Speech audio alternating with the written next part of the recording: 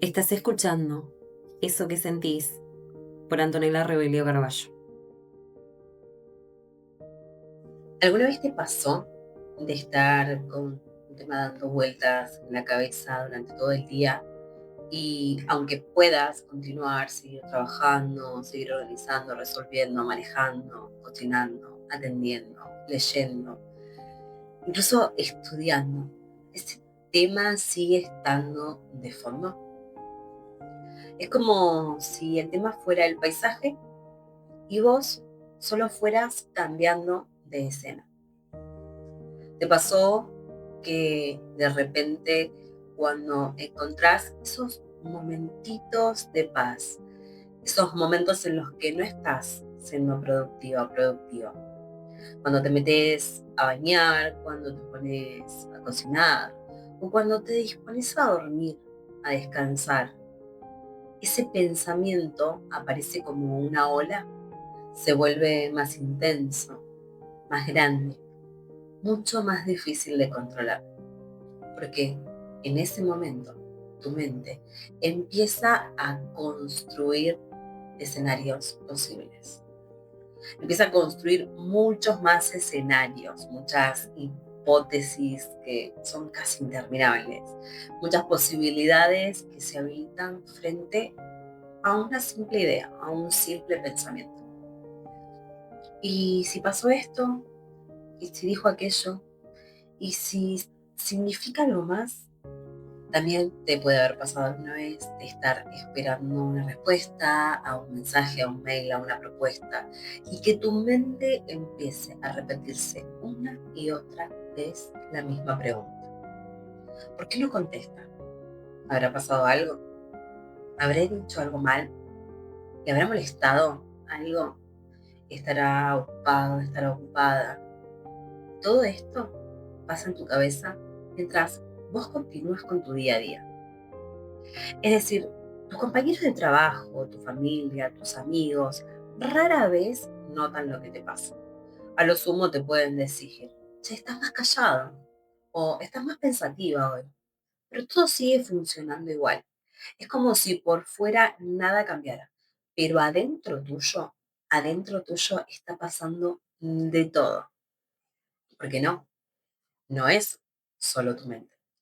No es solamente ese pensamiento en loop repitiéndose una y otra vez como si repetirlo fuera a resolver la encrucijada. No, tu cuerpo también lo está sintiendo.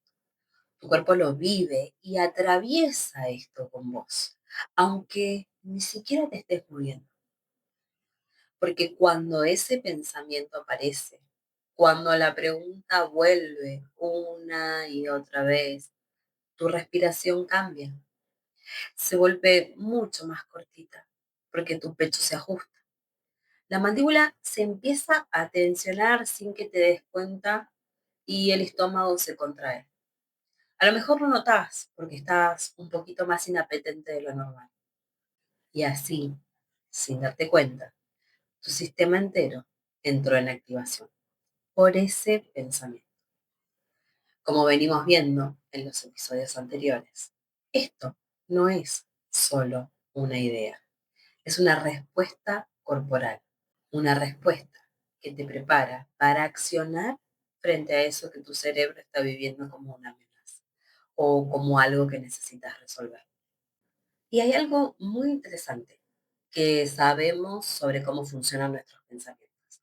Es ese primer pensamiento intrusivo, disruptivo, molesto, en realidad no dura tanto como creemos. Tiene una temporalidad. Suele durar alrededor de unos 20 segundos. ¿Y qué pasa? ¿Por qué no se va? Como es tan abrupto y empieza a tocar emociones y a tocar vivencias y a proyectar escenarios, lo que hace que ese pensamiento se vuelva más intenso, no es el pensamiento en sí mismo, sino la cadena que se construye después de que ese pensamiento emerge. Un pensamiento te lleva a otro, y a otro, y a otro. Y así empezás en la rueda que no termina. ¿Y si se habrá enojado por lo que dijo? ¿Y si no me habla más? ¿Y si piensa que estoy loca? ¿Y si pierdo su cariño? ¿Y si me quedo sola?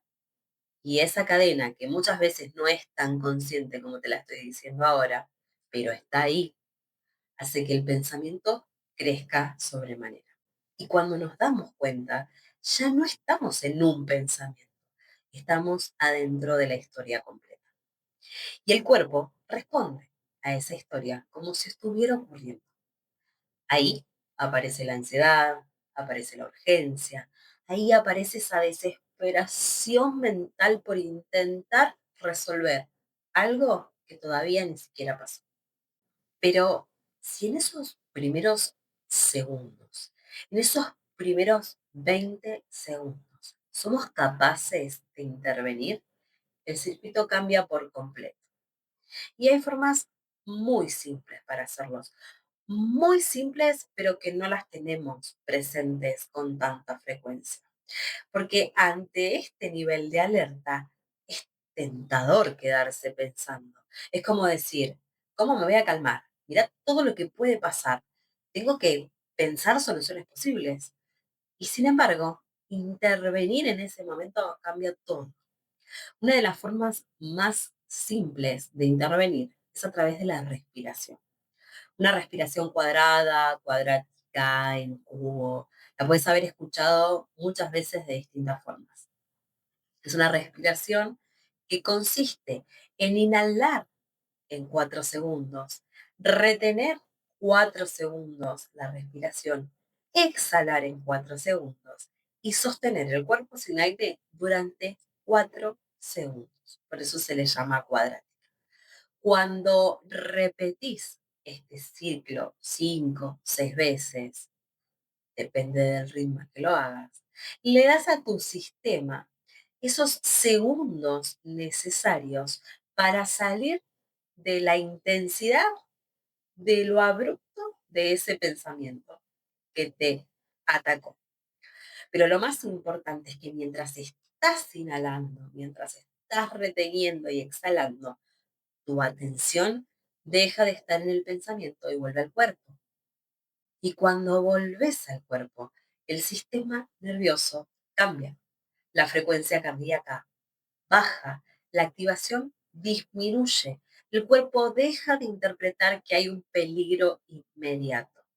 Y ese pensamiento ya no tiene la misma fuerza. No, no desaparece mágicamente, pero no genera esa cadena que te arrastra, no genera esa cadena que te ata y que te deja rumiando, tratando de resolver todos los escenarios posibles que te imaginaste, producto de esa activación emocional que trajo ese pensamiento.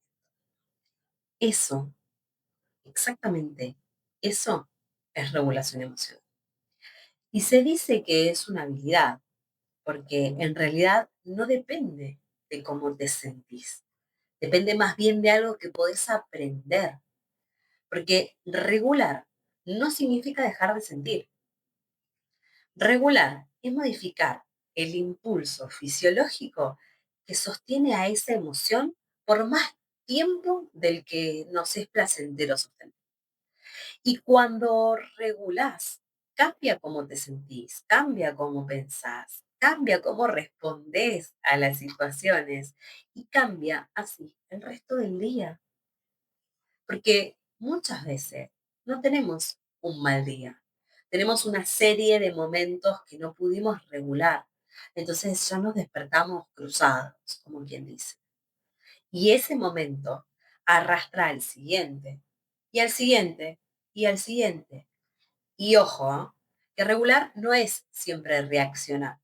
Muchas veces no regular es aguantar, porque aguantar no regula, aguantar es reprimir.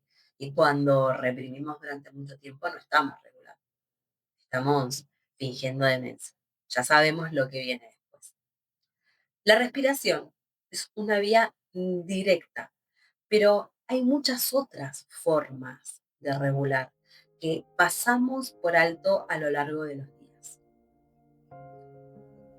El contacto con la naturaleza es una de las formas por regular más excelentes y rara vez le prestamos atención. el silencio, la escritura, la música, pero esa música que no tiene letra, esa música que es sonidos, que nos invita a conectar con lo que pasa dentro. Un movimiento suave del cuerpo, bailar, hacerse una hamaca. La pausa consciente, esta que te permite la respiración cuadrativa, en donde vos estás enfocándote en el cuerpo. Tu sistema empieza a reconocer esas señales y cuando las reconoce puede bajar la alerta, porque regularse es volver al cuerpo, es volver a algo más básico, a algo más esencial. Es decirle a tu sistema, ahora no hay peligro, estamos bien. Y cuando tu sistema registra eso, la emoción pierde la intensidad. El pensamiento pierde el carácter de urgencia y aparece algo distinto. Aparece espacio. Y es en ese espacio en donde podés elegir. Es desde ese espacio de donde podés responder y no reaccionar. Porque regular no tiene que ver con evitar lo que sentís o con sentir menos. Regular es darte la posibilidad de no ser arrastrada por eso. Y esta habilidad es una habilidad que cambia